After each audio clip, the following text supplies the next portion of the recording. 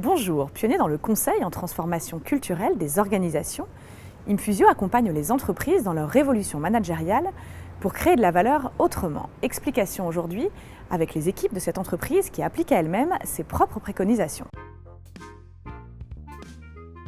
Infusio, c'est plus de 10 ans d'existence, une quinzaine de collaboratrices et collaborateurs, principalement sur Paris, mais aussi à Barcelone et à Montréal. Notre métier, c'est la transformation culturelle et métier des organisations. Et pour accompagner de mieux en mieux nos clients, tout ce qu'on leur propose est d'abord expérimenté chez nous. On a commencé par l'autogouvernance avec un leadership partagé, un fonctionnement en cercle. On a tous nos recrutements qui se font en collégialité.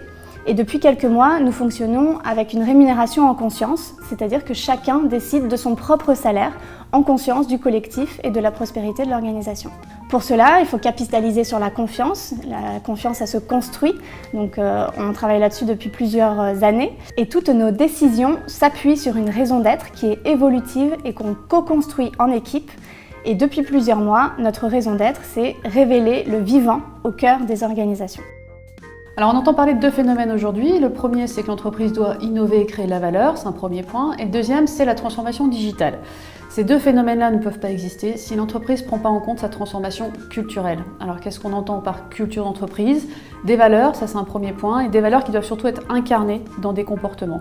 Ces comportements, c'est des comportements managériaux, des comportements collectifs qui génèrent un nouvel état d'esprit, une nouvelle façon de travailler ensemble, et donc d'innover et de créer de la valeur. Les bouleversements auxquels sont confrontées les entreprises, il y en a deux. Le premier, c'est le fait que l'entreprise est aujourd'hui complètement perméable au monde extérieur et donc les réseaux sociaux ont pris le pouvoir et le consommateur a pris le pouvoir par effet de cause. Et il faut prendre ça en compte et adapter ça. Et le deuxième bouleversement auquel les organisations sont confrontées, c'est le fait qu'il faut qu'elles prennent leur place dans l'écosystème. C'est l'ensemble de leurs parties prenantes, ça c'est un premier point, mais aussi la société avec un grand S dans laquelle elles opèrent, et finalement de se poser la question de ce qu'elles apportent au monde et pas juste à leurs clients. Alors on a des clients très différents, des grands groupes comme des PME. Souvent on cite comme parmi nos clients les plus fidèles Accor-Hôtel ou Leroy Merlin, mais plus récemment Valrhona aussi.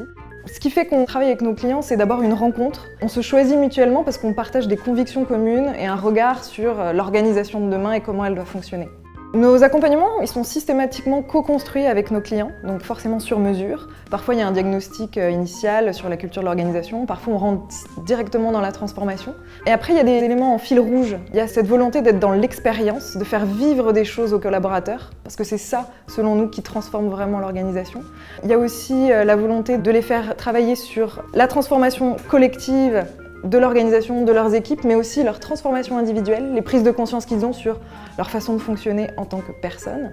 Et enfin, nos accompagnements s'inscrivent sur plusieurs mois en général, parce que c'est important pour nous d'avoir un impact durable dans les organisations qu'on accompagne.